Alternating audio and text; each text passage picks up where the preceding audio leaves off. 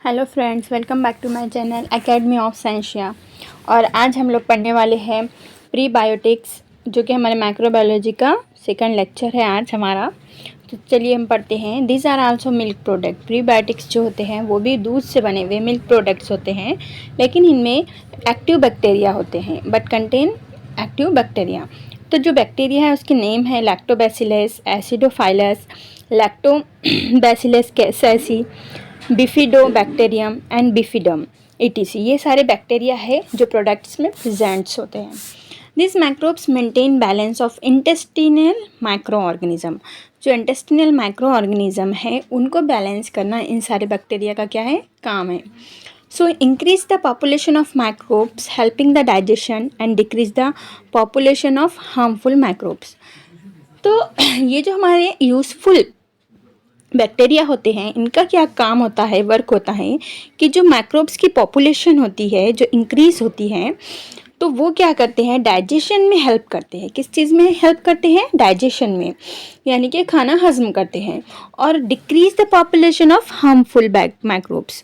तो ये जो यूजफुल माइक्रोब्स है उन्होंने क्या करते हैं कि जो हार्मफुल माइक्रोब्स है, जो नुकसान पहुंचाने वाले माइक्रोब्स है, जैसे कि क्लोस्ट्रीडियम, इनकी पॉपुलेशन को डिक्रीज करते हैं। Prebiotic product are available in various form like yogurt, kefir, sauerkraut, pickle of cabbage, गोभी का अचार and dark chocolates, miso soup, pickles, oils, corn syrup, artificial sweeteners जो होते हैं मिठाई में डालने वाले, माइक्रोअल्गिया, सी फूड जो कि हमको समंदरों से जो खाना मिलता है, जैसे कि स्पायरुलिना, क्लोरेला, ब्लू ग्रीन अलगा। तो ये जो सारे प्रोडक्ट्स है इसके अंदर क्या होता है, प्रीबायोटिक्स प्रेजेंट होते हैं already. So why the prebiotics have developed much importance in recent days. तो प्रीबायोटिक्स को आज के ज़माने में इतना ज़्यादा इंपॉर्टेंस क्यों दिया जा रहा है, क्योंकि this product form the colonies of useful microbes. ये जो अपने क्या है, बैक्टीरिया है, प्रीबायोटिक्स है, ये क्या करते हैं कि जो यूज़फुल माइक्रोब्स होते हैं, जो हमारे बॉडी के लिए डाइजेशन के लिए हेल्पफुल होते हैं, ऐसे यूज़फुल माइक्रोब्स की कॉलोनीज बनाते हैं। Okay, in alimentary canal and control other microbes. कहाँ पे बनाते हैं, हमारे एलिमेंट्री कैनल में बनाते हैं, ताकि हमारा डाइजेशन अच्छे से हो सके। और अदर माइक्रोब्स जो हार्मफुल माइक्रोब्स होते हैं उनके पॉपुलेशन को, उनकी एक्टिविटीज़ को भी वो कंट्रोल करते हैं, मेटाबॉलिक एक्टिविटीज़ को भी क्या करते हैं, वो कंट्रोल करते हैं। Improve resistant and lower ill effects of harmful substances. और जो बीमारी होने के ख़तरे होते हैं उन सारे इफ़ेक्ट्स को रेजिस्ट करते हैं, कम करते हैं या रोक देते हैं। So form during metabolic activities. Useful microbes become inactive due to antibiotics. अब जो यूज़फुल माइक्रोब्स होते हैं वो कब इनएक्टिव होते हैं, because of the antibiotics. Prebiotics make them active again. और प्रीबायोटिक्स का काम होता है कि फिर से उन्हें क्या करना चाहिए, एक्टिव करना चाहिए। तो यूज़फुल माइक्रोब इनएक्टिव होते हैं एंटीबायोटिक्स की वजह से, और फिर से एक्टिव होते हैं प्रीबायोटिक्स की वजह से। Nowadays prebiotics are used for treatment of diarrhoea and treatment of poultry also. तो जो डायहोरिया जैसे डिसीज़ है या पोल्ट्री के जो भी डिसीज़ है उन्हें ठीक करने के लिए और ऐसी बीमारी को प्रिवेंट करने के लिए प्रीबायोटिक्स का आजकल क्या होता है, यूज़ होता है। Now in the earlier class ये तो हम यूज़ योर ब्रेन पावर है, ठीक है। नेक्स्ट हमारा जो पॉइंट है वो देखते हैं हम ब्रेड के बारे में। तो ब्रेड क्या है, different type of bread are produce from flour of cells. यानी कि जो भी हमारे अनाज होते हैं, सेल्स होते हैं, जैसे कि गेहूँ, रवा, चावल वगैरह, तो उन सब से ब्रेड्स बनाया जाता है। Dove is formed mixing of baker yeast. तो उसका डव यानी कि जो आटा गूंदते हैं उसके अंदर ईस्ट क्या करते हैं, हम ऐड करते हैं, जिसका नाम है सैक्रोमाइसिस सेरिवेसिया। वाटर, थोड़ा सा वाटर भी डालते हैं हम, सॉल्ट भी डालते हैं। तो इस तरह से इसका डव बनाया जाता है ब्रेड का। And necessary material with floor. और आटे के साथ जो भी नेसेसरी मटेरियल होता है वो सारी चीज़ें हम डालते हैं ब्रेड बनाने के लिए। Due to fermentation of carbohydrate by yeast. तो जो ईस्ट हमने मिक्स किया था फ्लोर में, वो क्या करता है, फर्मेंटेशन करता है। किसका फर्मेंटेशन करता है, कार्बोहाइड्रेट का फर्मेंटेशन करता है। Sugar is converted into carbon dioxide. Fermentation की वजह से जो शुगर थी वो किस में चेंज हो गई है, CO2 और इथेनॉल में चेंज हो जाती है। So dough rises up due to CO2 and the bread becomes स्पॉन्गी।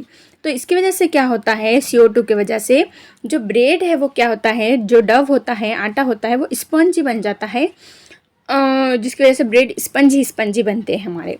Compressed east is used in commercial baker industry. इसके इसी वजह से जो ईस्ट है वो कंप्रेस्ड ईस्ट है वो इंडस्ट्रीज़ में बेकरीज में ज़्यादातर यूज़ होता है। It's available in dry granular form for domestic use. घरेलू यूज़ करने के लिए ये ड्राई फॉर्म में, ग्रैनुलर फॉर्म में, दाने की शक्ल में मिल जाता है।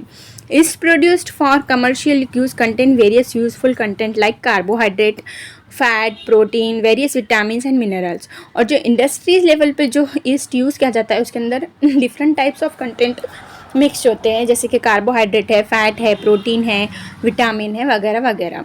Due to this bread and other product produced with the help of yeast become nutritive. ये सारी चीज़ें ऐड करने की वजह से जो हमारा ईस्ट होता है, जो ब्रेड होते हैं, वो न्यूट्रिटिव बन जाते हैं। Ingredients like vinegar, soya sauce and monosodium glutamate और Ajinomoto that are used in presently popular Chinese food are produced by microbial fermentation। Ajinomoto मतलब जो हमारा टेस्टी नमक होता है जिसे हम अजीबोमोटो कहते हैं। उसके अलावा जो हमारा सोया सॉस, विनेगर वगैरह है, ये सारी चीज़ें भी क्या होते हैं, हम चाइनीज़ फूड में यूज़ करते हैं, चाइनीज़ फूड बनाने के लिए यूज़ करते हैं। तो ये जो भी है विनेगर, अजीबोमोटो, ये भी फर्मेंटेशन से, माइक्रोबियल फर्मेंटेशन से ही बनाया जाता है। नेक्स्ट जो हमारा पॉइंट है वो है विनेगर। तो विनेगर वाइट कलर का होता है और ये किस तरह से का होता है ये हम यहाँ पे देखेंगे। तो vinegar used in each country of the world. Vinegar दुनिया के हर कंट्री में क्या होता है, यूज़ किया जाता है। So vinegar used in each country of a world to impart sour taste to food. यानी कि नमकीन बनाने के लिए, अच्छा टेस्ट रखने के लिए विनेगर का यूज़ किया जाता है।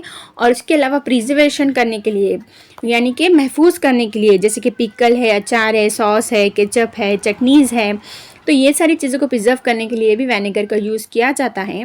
Chemically vinegar is 4% acetic acid. यानी कि विनेगर में एसिटिक एसिड प्रेजेंट होता है 4%, जिसका फार्मूला, केमिकल फार्मूला है CH3COOH।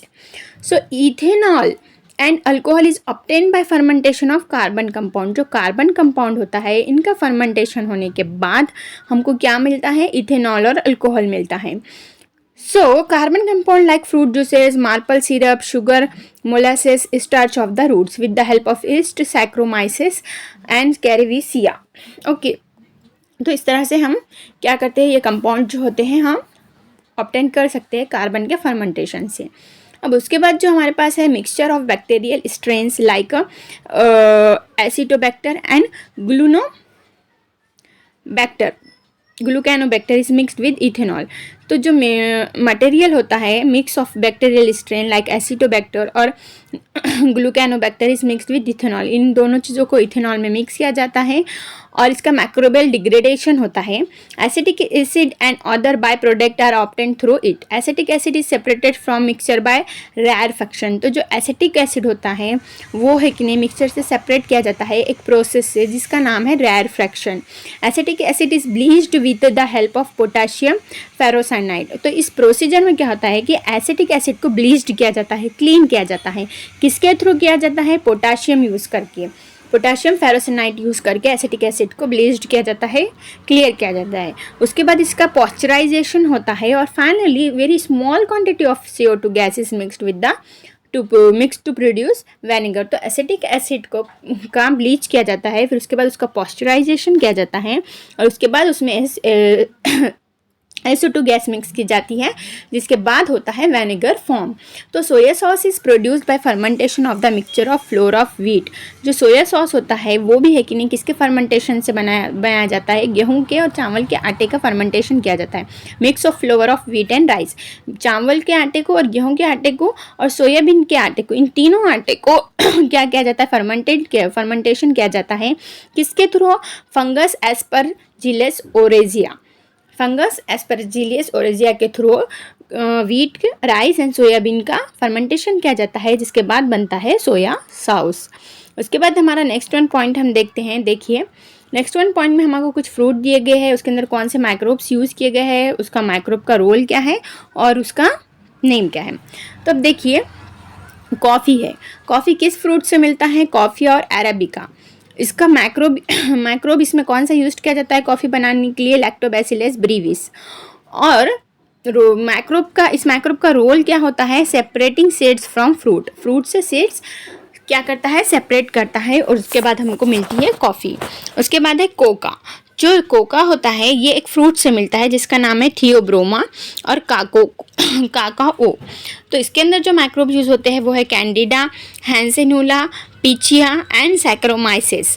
अब इसका क्या रोल होता है इस माइक्रोब का, ये भी क्या करता है, सीड सेपरेट करता है, किससे, फ्रूट से। और उसके बाद जो सीड हमको प्रोड्यूस होते हैं वो कोकोआ होते हैं। उसके बाद नेक्स्ट है हमारा वाइन यानी कि शराब। तो ये जो हमें सभी को पता है कि वाइन तो किससे मिलती है, हमको ग्रेप्स से मिलती है। इसमें जो माइक्रोब यूज होता है वो है सैक्रोमाइसिस कैरिविसिया। तो इसका जो वर्क क्या है, इस माइक्रोब का वर्क है फर्मेंटेशन होकर जूस बनता है और उसके बाद मिलती है हमको वाइन। उसके बाद है सीडर एप्पल से मिलता है और इसका माइक्रोब है सैक्रोमाइसिस सेरिविसिया। सेम माइक्रोब है, प्रोसेस भी सेम है, फर्मेंटेशन होता है, जूस में बनता है, उसके बाद मिलता है हमको सीडर। तो ये सारा हमारा क्या था, वर्क था। ओके उसके बाद नेक्स्ट वन हमारा जो पॉइंट है वो देखिए, यहाँ पे आपको फ्रूट्स भी बता दिए गए हैं। ये है सैक्रोमाइसिस सर्विसेस, ये है fruit and seed of coffee, ये फ्रूट है और ये कॉफ़ी के सीड्स है और ये कोका सीड्स है। So this is the hour here और point is completed. Next lecture में जो हम देखेंगे वो है माइक्रोबियल एंजाइम्स। और बने रहिए मेरे चैनल एकेडमी ऑफ साइंस के साथ और देखते रहिए मेरा चैनल। तब तक के लिए bye bye and thank you.